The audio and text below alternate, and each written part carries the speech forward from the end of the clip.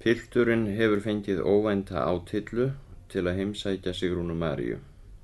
Það er sendibréf til föður hennar sem berst honum í hendur milli póstferða, en á því stendur skýrum stöfum, áríðandi berist fljótt.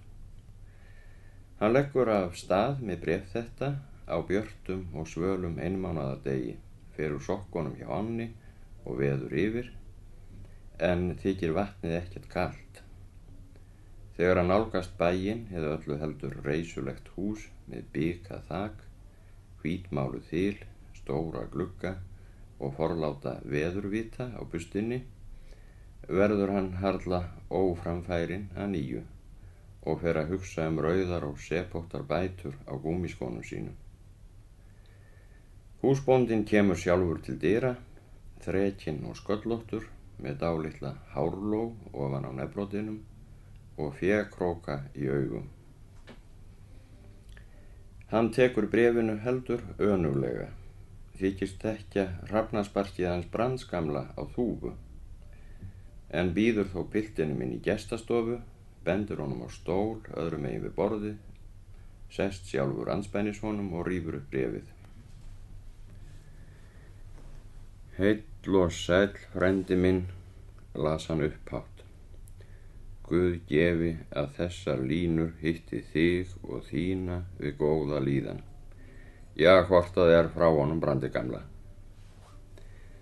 Hann stakk fingrunum í vestisvasann, dró upp fjöðurstaf, stangað á tönnunum, las framhald bréfsins í hljóði og dussaði öðru hverju, skellti í góm, hnyklaði brýnnar og dæsti. Pilturinn sat hreyfingarlaus á stólnum, þorði naumast að draga andan og óskaði þess í sífellu að hann hefði aldrei lagt af stað með þetta hvimleiða sendibréf sem virtist aldrei ætla að taka enda. Hann sá að ein myndin á kommóðunni í horninu var af Sigrúnu Maríu í fermingarkjólnum og hann heyrði rödd hennar frammi á ganginum. Kvap og aftur kvap. Ég spyr ekki að frekjunni, sagði húsbóndinn að lokum og tók út úr sér fjöðurstafinn, smeygði bréfinu í umslagið og lagði það hirðuleysislega upp á útskorna vegghillu. Þið hafið líklega ekki séð mógólsóttan sauð frá mér í fénu ykkar, drengur minn. Mógólsóttan sauð? Nei, hann hafði ekki sést fram í sveitinni. Það var áreiðanlegt. Hann kom ekki á húsum í fyrrakvöld skrattins á hana, sagði húsbóndinn. Ég veit ekki hvert hann hefur þotið. Síðan gekk hann út úr stofunni og lokaði ekki á eftir sér. Þið þarna, kallaði hann. Gefið í gestinum einhverja hressingu. Ég þarf að skreppa út í hlöðu. Það var eins og loftið í stofunni þynntist og hlýnaði þegar hann var farinn. Pilturinn hafði ekki augun af myndinni á kommóðunni. Hornaflokkurinn í brjósti honum ómaði að nýju, græna veröldin angaði eins og ljósberi og mjaðarjurt. Það heyrðist létt fótatak fram á ganginum og andartaki síðar birtist Sigrún María í dyragættinni. Hún var í blárri peysu með hvítum bekkjum, hafði undið flétturnar í hnút og stungið 2 íbóknum kömbum í hárið. Nei, er það þú? Hrópaði hún. Já, það var hann. Sæll, sagði hún og rétti honum mjúka höndina. Þakkaði fyrir síðast. Sömuleiðis. Ertu að gáa kindum? Nei, hann hafði komið með sendibréf til föður hennar. Frá hverjum? Spurði hún forvitin, en leit í sama vetfangi upp á útskornu vegghilluna, þreif bréfið, renndi augunum yfir þéttskrifaðar arkirnar og flýtti sér að stinga þeim aftur í umslagið. Æ, það er þá bara frá honum Brandigamla á þúfu. Hún færði stólinn að glugganum, strauk lófanum varlega samnældan fléttunhútinn, þrýsti á báða hárkambana og kippti nokkrum sinnum í faldinn á peysunni sinni, svo að hvíti bekkurinn strikkaði framan á brjóstónum. Kaffi kemur bráðum, sagði hún, ertu kannski að flýta þér? Ó nei, tautaði hann, ekkert sérstaklega. Þá geturðu líka sagt mér einhverjar fréttir. Hann svaraði henni ekki undir eins, heldur horfði sem fastast í gaupni sér og ræsti kökk úr hálsinum. Allt sem hann hafði ákveðið að segja henni þegar hann hálfhljóp milli lynghólana og sveiflaði broddstafnum hafði skotist í felur og vildi ekki koma í leitirnar, hvernig sem hann fálmaði eftir því í huga sér. Hann mundi ekki lengur eftir neinu. En hann skildi ekki gefast upp. Hann skildi ekki þegja og þumbast eins og durtur og verða sér til minkunnar í annað sinn. Já, þetta hafði verið snjóðhungur vetur, sagði hann og fór að tala búskapinn og tíðina, hitnaði í vöngum, var stirðmáll og hikandi fyrst í stað, en liðkaðist smám saman og náði öruggara valdi á tungunni. Það var eins og roskinn bóndi væri að spjalla við nágranna sinn. Hann sagði að heynýting hefði verið með besta móti í vetur, því að sumarið hafði verið óvenjulega gott, ekkert hafði hrakist, ekkert hafði miklað né ornað í löðunni, enda sæist það líka á skepnunum, en þær höfðu sjaldan verið í betri holdum. Hann minntist á stillurnar á jólaföstu, frostin á þorra, hríðarnar á góu og leysingun daginn sem hafði rifið burt mestallan snjó á 2 sólarhringum, svo að nú voru hvarvetna ágætis hagar handa fé og hrossum. Það gerði varla miklar hörkur úr þessu, í mesta lagi einhvern smávegis hraglanda páskana, en síðan kæmi vorið sem yrði áreiðanlega blítt og milt. Hann sagðist ekki skilja í öðru en sauðburður gengi að óskum, því að ærnar væru svo hressar og vænar. Sigrún María jánkaði öðru hverju, kippti í faldinn á peysunni sinni og horfði út gluggann tómlát á svip. En skyndilega greip hún fram í fyrir honum og sagði: Það í vissum að strákarnir hérna í sveitinni eru leiðinlegri en allir aðrir strákar á þeirra reki. Hann var svo hvumsa að hann gat ekkert sagt. Þið talið einlægt rollur, hélt hún áfram. Þið getið ekki talað annað en rollur. Ég orðin svo þreytt á þessu rollutali ykkar að ég þoli það ekki lengur. Af hverju getið ekki talað eitthvað skemmtilegt? Hann þagði. Sigrún María leit út gluggann og andvarpaði. Hvers vegna væri aldrei haldin skemmtun hérna í sveitinni á veturna? Spurði hún eins og saksóknari og hafði svarið á reiðum höndum. Af því að ungu mennirnir hugsuðu bara rollur og beljur. Þeir væru slík dauðýfli að þeir kynni ekki að dansa almennilega. Þeir litu aldrei í bók, hefðu ekkert vit á skáldskap og tímdi ekki að kaupa útlendar sögur sem lýstu merkilegum atburðum. Hún þekkti 17 ára strák í næstu sveit sem keypti vikuritið og orti ljómandi falleg kvæði. Enginn keypti vikuritið hérna í sveitinni. Ég á fáeinar bækur, stamaði pilturinn. Þú getur fengið þær að láni ef þú vilt. Það eru náttúrlega eintómar fornsögur, sagði hún. Heldurðu kannski að nokkur ung manneskja hafi gaman að þessum fornsögum ykkar? Það er ekkert nema ek og þig og það. Hann treysti sér ekki til að skýra henni frá því að hann ætti ekki aðeins Njálu og Laxdælu, heldur einnig 3 eða 4 ljóðabækur og eina ástarsögu. Því að hjartað var allt í uppnámi og þungur hljómur í eyrunum. Hann starði bara í gaupni sér og reyndi að kalla fram í hugan eitthvert umræðuefni sem gæti leitt hann út úr ógöngunum og hjálpað honum til að ná valdi yfir tungunni. Hornaflokkurinn í brjósti honum hafði tvístrast eins og þegar fuglar verða hræddir. Hefurðu verið lasin í vetur? Spurði hann eftir langa þögn. Ég? Lasin? Hrópaði hún og fór að hlæja. Af hverju heldurðu að ég hafi verið lasin? Þú sagðist vera eitthvað hjartveik að eðlisfari þegar ég reiddi þig yfir ána í haust.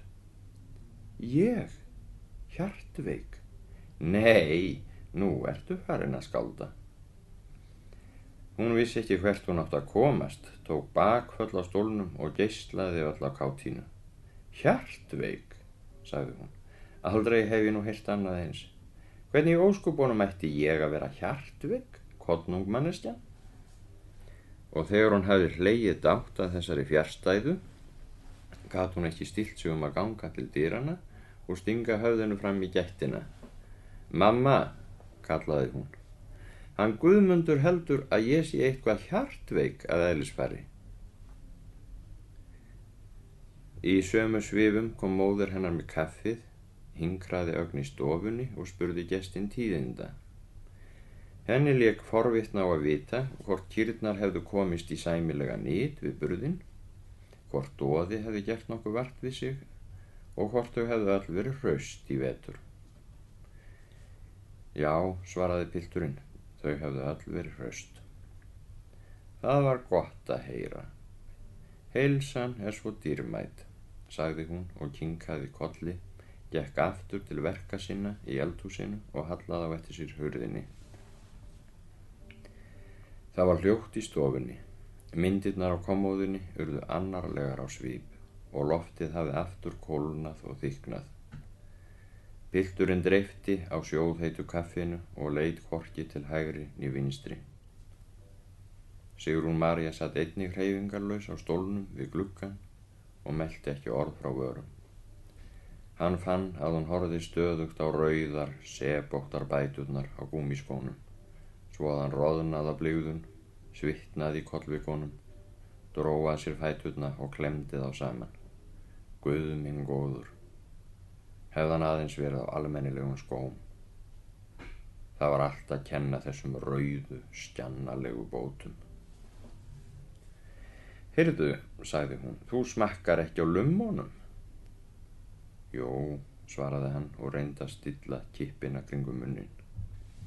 Og kleinurnar, sagði hún, þú snertir ekki kleinurnar sem ég steikti í gærkvöldi. Ég hélt kannski að einhver myndi koma. Hann muldraði ofan í barminn að hann gæti ekki borða meira, hann var orðinn saddur. Ég ætla að ná mér í bolla, sagði hún og stóð á fætur. Hver veit nema þú verðir listúri ef ég drekk þér til samlætis. Hún skaust fram í eldhús eftir bolla, kom aftur að vörmu spori, færði stólinn að borðinu og drakk honum til samlætis.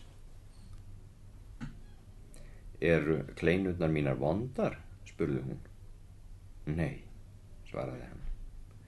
Gerðu svo vel, sagði hún, borðaðu eina fyrir mig. Hann gat ekki annað en hlýtt henni því að rödd hennar minnti skyndilega vorblæ sem þýtur yfir engi. Hún fékk hann líka til að bragða á lummunum sem hún sagðist hafa skellt á pönnu í morgun því að þá hefði hún ekki lengur verið í neinum vafum að einhver myndi koma í dag. Hana dreymdi ævinlega fyrir gestum.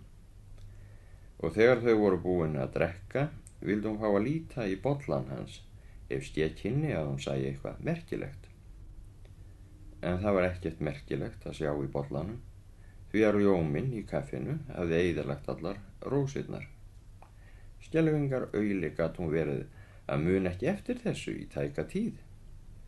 Henni hafði einmitt dottið í hug að biðja hann að láta ekki rjóma út í kaffið, svo hún gæti spáð fyrir honum, en einhvern veginn hafði það hvarflað frá henni aftur.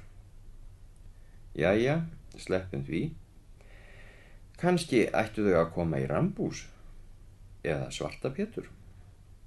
Henni þótti einlegt gaman að spila svartapétur. Nei, pilturinn mátti ekki vera að því. Hann hafði slórað allt og lengi. Hann þurfti að hraða sér heim. Ég ætla samt að leggja fyrir þig eina stjörnu áður en þú ferð, sagði hún og leitaði að spilum í efstu kommóðuskúffunni. Hefurðu nokkurn tíma látið leggja fyrir þig stjörnu? Nei, það hafði aldrei verið gert. Hver veit nema ég sjá eitthvað skrítið, sagði hún og ýtti bollabakkanum til hliðar, setti tótu á munnin, hnyklaði brýnnalítið eitt, stokkaði spilin og raðaði þeim síðan á borðið eftir flóknum og dularfullum reglum. En jafn skjótt og hún hafði lokið við stjörnuna, greip hún andan á lofti og sló á lærið. Jeremías minn. Aldrei á sinni lífsvætri ævi hafði hún séð þvílíka stjörnu. Það var svo sem ekki mikill vandi að spá fyrir piltinum, því að þetta lá allt í augum uppi. Hjartagosinn og spaðadrottningin voru hálfpartinn lofuð, en höfðu þó ekki ennþá bundið fastmælum að ganga í hjónabandið eða setja upp hringana.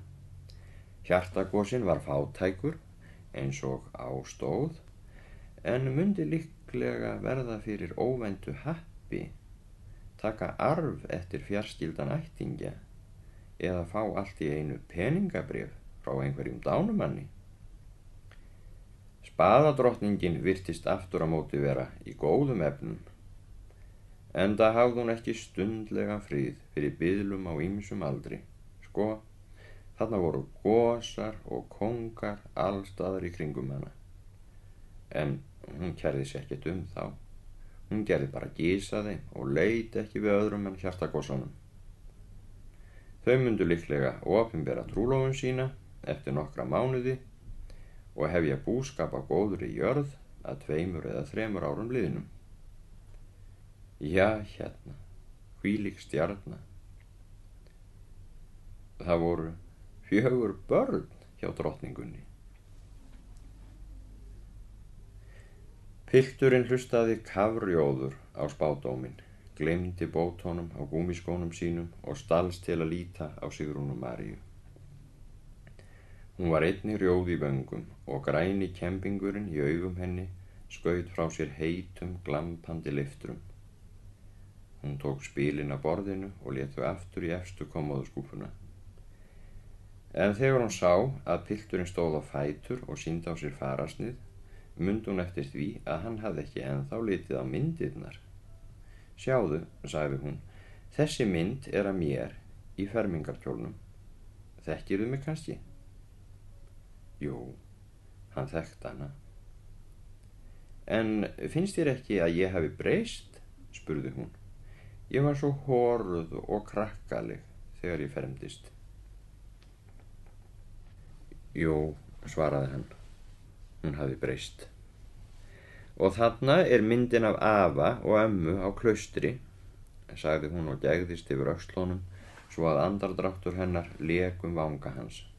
Sjáðu hvað þau eru lukkuleg á svipinn. Þau voru alltaf svo góð hvort við annað.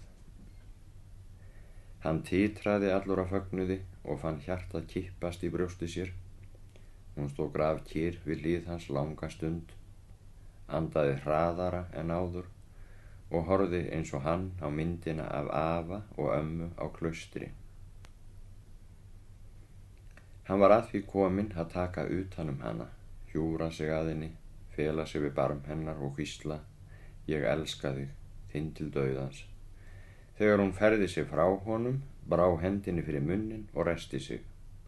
Það heyrðist þungt fótatak fyrir utan stofudyrnar. Jæja, sagði hún, nú var pabbi að koma úr hlöðunni. Ég verð víst að fara að hjálpa mömmu í eldhúsinu. Hann tók húfuna sína, þakkaði fyrir sig og kvaddi. Hún fylgdi honum út á stéttina, svo að hann færi ekki með allt vitið úr bænum. Þrýsti hönd hans að skilnaði og deplaði augunum kankvíslega í einmánaða sólskininu. Þú ert ljóti kallinn, hvíslaði hún, að vilja ekki spila við mig Svarta Pétur.